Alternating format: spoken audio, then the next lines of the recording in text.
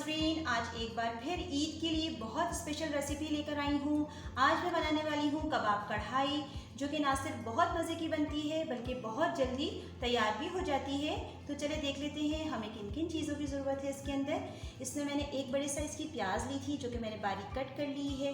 1 cup दही लिया है, 2 टेबल स्पून लहसुन अदरक का पेस्ट है, हाफ कप कुकिंग ऑयल है, 1 kg मैंने इसके अंदर गाय का गोश्त लिया है। ये बोनलेस है, आप देख सकते हैं मैंने इस तरीके से बोटी में इसको कट कर लिया है। आप चाहें तो कीमा भी यूज़ कर सकते हैं, लेकिन बोटी का रिजल्ट ज़्यादा अच्छा आता है। अब हम वो स्पाइसेस देख लेते हैं जो हम करी में डालेंगे। 1 टीस्पून हल्दी पाउडर है, हाफ टी स्पून नमक है, 1 टेबल स्पून धनिया पाउडर है, 1 टेबल स्पून इसके अंदर कसूरी मेथी है, हाफ टी स्पून इसके अंदर लाल पिसी हुई मिर्चें हैं, हाफ टी स्पून लाल कुटी हुई मिर्चें हैं, हाफ टी स्पून इसके अंदर कश्मीरी मिर्चें हैं, जिसको हम देगी मिर्च भी कहते हैं। इसके अलावा इसके अंदर मैंने 5 बड़े साइज़ के टमाटर लिए थे। मैंने ब्लेंडर में डाल के उसको अच्छे से ब्लेंड करके टोमेटो प्यूरी बना ली है। अब हम देख लेते हैं इसके अंदर मैंने एक बड़े साइज़ की प्याज ली है, जो कि मैंने इस तरीके से मोटी कट कर ली है। मैंने इसलिए मोटी कट करी है, मैं चॉपर में डाल के इसको चॉप करूँगी। साथ ही मैंने अदरक के 3 मोटे टुकड़े ले लिए हैं, इसको भी मैं चॉप करूँगी प्याज के साथ। इसके अलावा मैंने थोड़ा सा अदरक जो है हस्बे ज़रूरत काट के रखा है बारीक बारीक, आप देख सकते हैं। ये लास्ट में हम गार्निशिंग में यूज़ करेंगे। अब हम वो स्पाइसेस देख लेते हैं जो हम इस गोश्त को लगाएंगे। इसमें मैंने हाफ टी स्पून नमक लिया है, 2 टेबल स्पून इसके अंदर भुना हुआ मैंने बेसन लिया है, 1 टेबल स्पून भुना कुटा हुआ साबित धनिया लिया है, हाफ टी स्पून इसके अंदर लाल पिसी हुई मिर्चें हैं, 1 टीस्पून भुना कुटा हुआ ज़ीरा है साबित वाला, हाफ टी स्पून इसके अंदर गरम मसाला पाउडर है। इसके अलावा 1 गड्डी मैंने हरी धनिया की ली है, जो कि मैंने बारीक कट कर ली है। 4 से 5 हरी मिर्ची ली हैं, जो कि मैं लास्ट में गार्निशिंग में डालूंगी। ये मैंने कट नहीं की है, इनको मैंने साबित रखा है। 4 से 5 हरी मिर्ची ली थी, इनको मैंने मोटा मोटा कट कर लिया इस तरीके से, वो मैं चॉपर में डाल के चॉप करूँगी। तो चले नाजरीन, हम अपनी रेसिपी स्टार्ट करते हैं। मैंने एक चॉपर ले लिया है। अब जो चीज़ें हमें चॉप करनी है, सबसे पहले हम उसको चॉप कर लेते हैं। बिस्मिल्लाहिर्रहमानिर्रहीम। मैंने जैसे बताया था आपको, मैं प्याज को चॉप करूँगी और हरी मिर्च जो मैंने मोटी कट करके रखी थी, अदरक के पीसेस, इनको बस हमने चॉपर में डाल के सिंपली चॉप करना है। इसमें डाल दूँगी। इसमें डालने के बाद इसको चॉप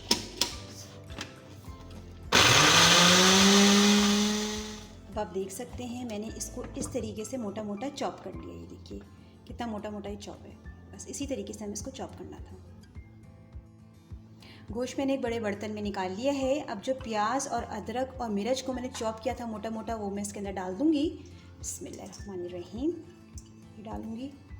वो सारे स्पाइसेस जो मैंने आपको बताए थे, जो हमें गोश्त में लगाने थे, वो सब एक साथ डाल दूँगी। बिस्मिल्लाहिर्रहमानिर्रहीम। और साथ ही हरा धनिया थोड़ा सा डाल दूँगी और थोड़ा लास्ट के लिए बचा दूँगी। बस इसको मैं अच्छे से हाथ से मिक्स करके और चॉपर में डाल के चॉप कर लूँगी। पहले मिक्स करेंगे अच्छे से, फिर हम इसको चॉपर में डाल के चॉप करेंगे। गोश्त में सारे मसाले अच्छे से लगा दिए थे। अब चॉपर में डाल के, जैसे कि मैंने आपको बताया था, थोड़ा थोड़ा हम गोश्त डालते जाएंगे और इसको बारीक चॉप कर लेंगे। बस थोड़ा थोड़ा डालेंगे, बिल्कुल बारीक इसको चॉप करना है हमें। बिस्मिल्लाहिर्रहमानिर्रहीम।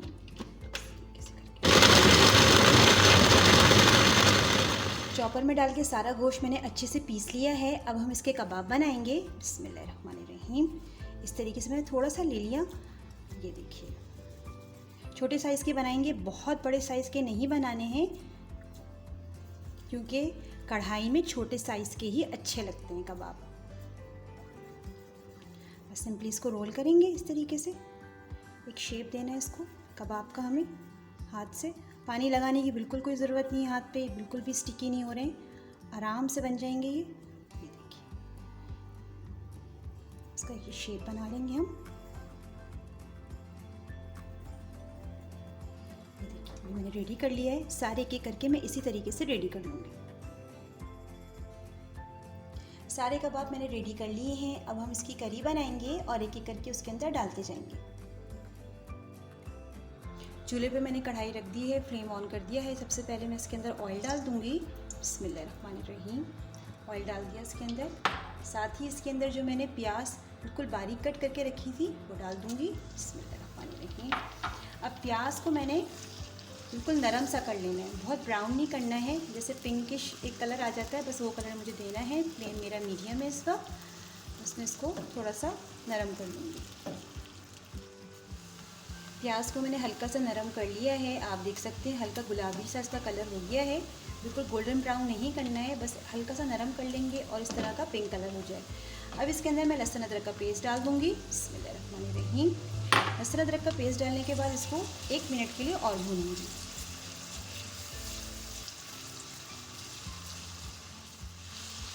लहसुन अदरक का पेस्ट डालने के बाद मैंने अच्छे से भून लिया है, माशाल्लाह से बहुत अच्छी खुशबू आ रही है इसके अंदर से। अब मैं इसके अंदर जो टोमेटो प्यूरी मैंने बना के रखी थी वो डाल दूँगी सारी एक साथ। बिस्मिल्लाहिर्रहमानिर्रहीम। इस टोमेटो प्यूरी को हम अच्छे से मिक्स करेंगे।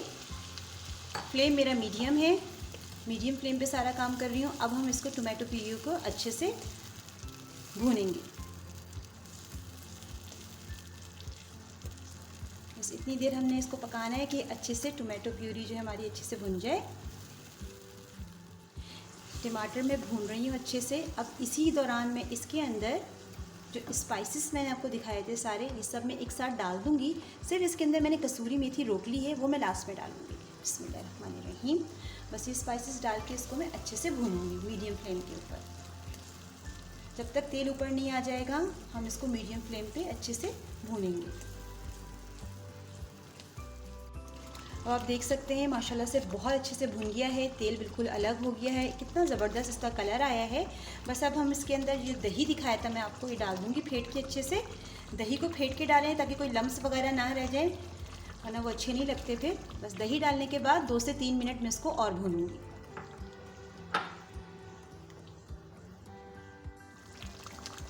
दही डालने के बाद मैंने बहुत अच्छे से इसको भून लिया है। अब इसके अंदर मैं कसूरी मेथी जो आपको दिखाई थी, बिस्मिल्लाहिर्रहमानिर्रहीम, ये डाल दूँगी। इसकी बहुत अच्छी खुशबू आती है कसूरी मेथी की, ये बहुत ज़रूरी है इसमें डालना, इसके बगैर ये कढ़ाई जो है इनकम्प्लीट है। अब मैं क्या करूँगी, फ्लेम थोड़ा सा अपना कम कर लूँगी, मीडियम टू लो कर लूँगी। अब इसके अंदर जो मैंने बना के रखे थे कबाब वो डालती जाऊँ। बिस्मिल्लाहिर्रहमानिर्रहीम। इस तरीके से सारे कबाब डाल दूँगी।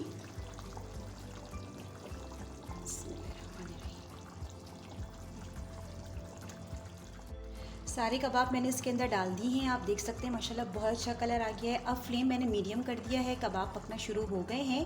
कोशिश करें इसके अंदर स्पून ना चलाएं और कढ़ाई को इस तरीके से हाथ की मदद से हिला लीजिए।